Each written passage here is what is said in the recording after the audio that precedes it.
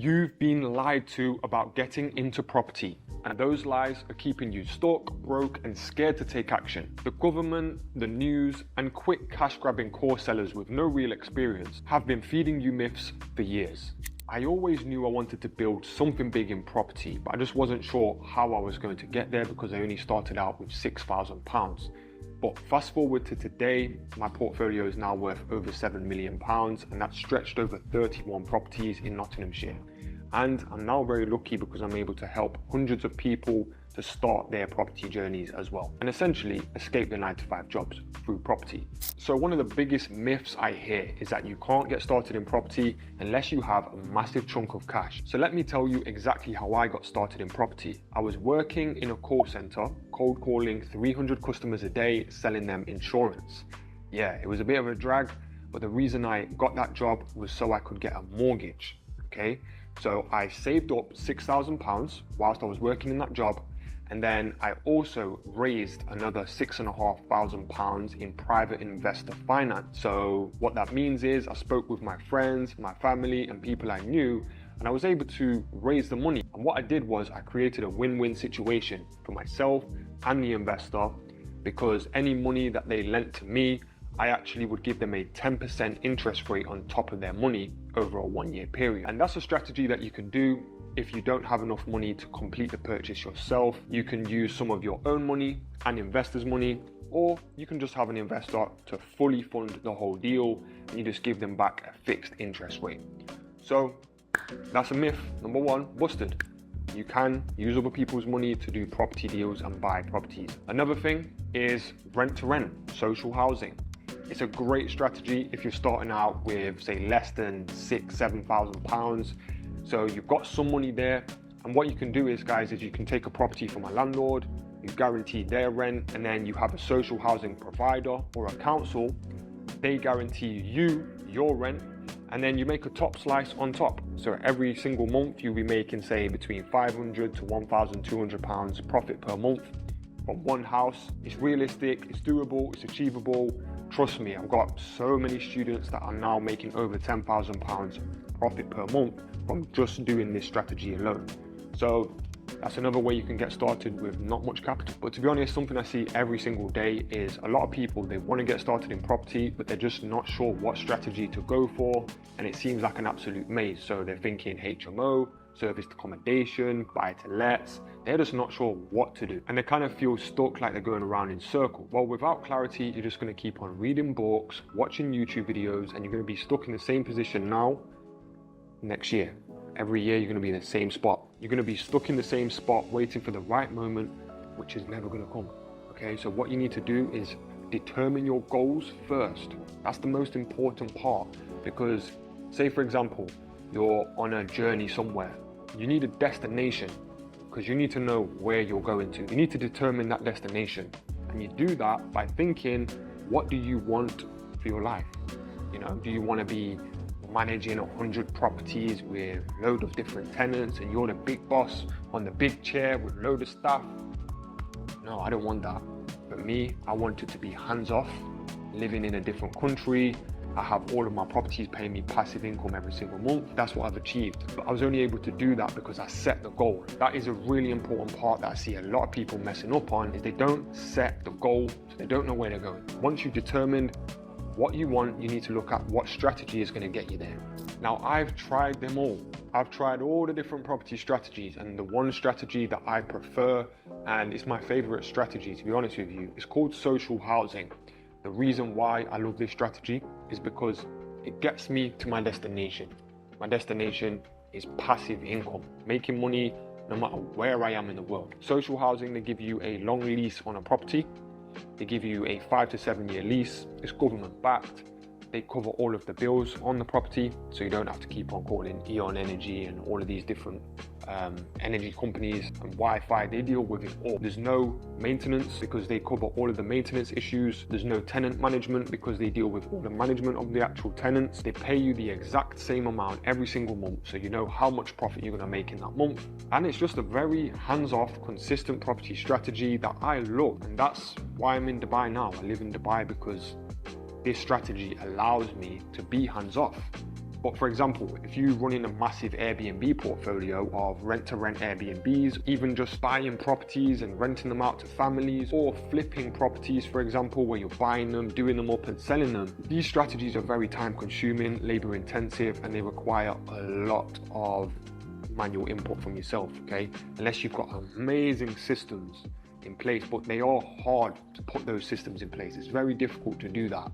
Whereas with social housing, you've got the system, you've got the blueprint, and it works, and it is very hands-off. So that's just my personal opinion on what I prefer, but you need to determine your goals. But when it comes to clarity, what I do is with my students is I give them the exact step-by-step formula, how to find deals, what type of properties to look for, how to find social housing providers, below market value properties. I cover it all, and it's all step by step. And I even teach my students on the rent-to-rent social housing and rent-to-rent temporary accommodation as well, and that gives them a lot of clarity. But if you're just trying to get clarity right now, I would say determine your goals, choose a strategy that aligns with your goals, and take it from there. So right now you might have 10 or 20,000 pounds. You've got enough to start. It's a very, very common myth on needing 50, 100, 200,000 pounds to get started in property. It's a load of crap. You don't need that much. You've got enough to get started. Your options are you can buy a property on a residential mortgage using a 10% deposit.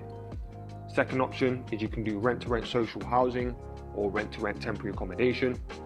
Third option is you could buy a very, very cheap buy-to-let if you've got around the 20k mark, okay? So ultimately you've got options, because think about it, it's almost like a fast track on your journey, because you're not going to be making all of these silly mistakes that people do make when they're starting out in property. Like for example, the first property I bought, thank God it worked out okay, but it was actually in an Article 4 area, meaning I couldn't run it as a HMO. That nearly caused me massive legal issues. If I had a mentor on board at that time, there's no way they would have let me buy that property. So just little things like that, but ultimately it's about having the step-by-step formula and the support to really implement and save yourself time, because either way you're going to pay. You either pay for a mentor or you pay in costly mistakes and extra time. So myth number 2 is that buy-to-let is dead. Now this is a myth that the news and the government have been pushing out for a very, very long time. They really want landlords to exit. I believe the government in the UK want full control of the property sector, and they kind of demonize landlords in the UK. That's a whole nother video. But buy-to-let is 100% not dead. Buy-to-let, if you're doing normal families, tenants, normal working professional tenants, it's got a lot more favor for the tenant, okay? So they actually have a lot more power now. Is it the best strategy right now to buy properties, do them up, and rent them to families?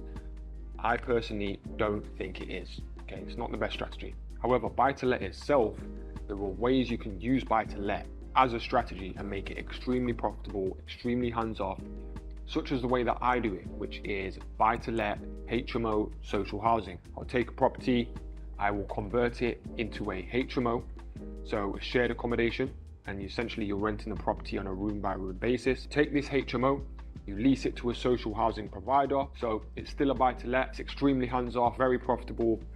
Typical deal is going to make you over 20% return on investment if you do it correctly and you negotiate well with the provider.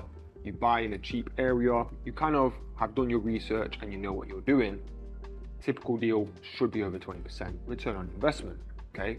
Some of the deals will be significantly higher, some of them might be a little bit less, but for me, that's a very, very good strategy that does work right now. Buy-to-let is not dead, so let's just get this myth completely wiped out, okay? So erase that myth from your mind. So the next myth is that property is easy.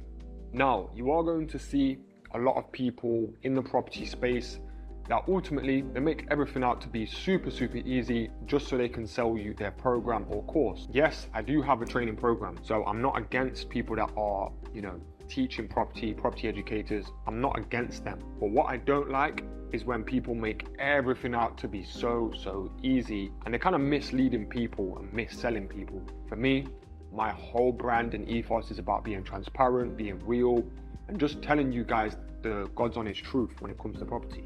So is property an easy business to just start and get, quick wins straight away and become rich overnight or rich in a month? No. It's not going to happen, guys. It's not crypto where you can wake up and boom, you've made a massive ton of money or lose a ton of money. It's not like that. Property should be seen as a long-term game, okay? You need to really see this business as a long-term business that's going to take you years of building and grafting before you really start to see the massive benefit of it. Some people, especially on the rent-to-rent social housing side and rent-to-rent temporary accommodation side, they have got to the £10,000 profit per month mark in less than 6 months. Yeah, it happens. It does happen, but that's not going to happen for everyone.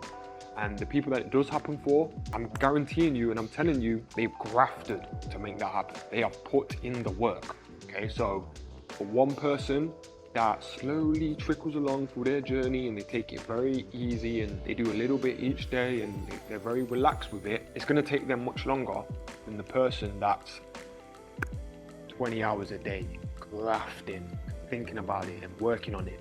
Obviously, you know who's going to get the results much faster. The person that's doing 20 hours a day or half an hour a day. You know who's going to win if it is a competition. Now, me personally, I'm very obsessive. So whatever business I do, I get very obsessed with it. And I'm very passionate as well. You kind of need that. If you do want to get, results in property much faster, you do need to have that mindset. But is it going to be easy? No. Get out of your head. So we need to bust this myth. Property is not easy. Forget what the gurus say online. Forget what the YouTubers say online. Trust me when I'm telling you, it's not easy. So you need to go into it with that mindset. You're going to become a professional problem solver. Embrace it. It's fun. I actually love property. If I didn't love property, I would not be doing it right now. I'll be honest with you. I love the challenges. I love being a problem solver. I love stacking the deals, working with the investors, finding the best deals and everything like that, and everything in between. I do love it. I'm passionate. If you want a business model that's going to be a walk in the park, I don't know what to tell you, because this ain't it. But if you want something that's proven to work, then you know you're in a good place with property because we've got the data. The data's there. Landlords and property investors, we're known for making money.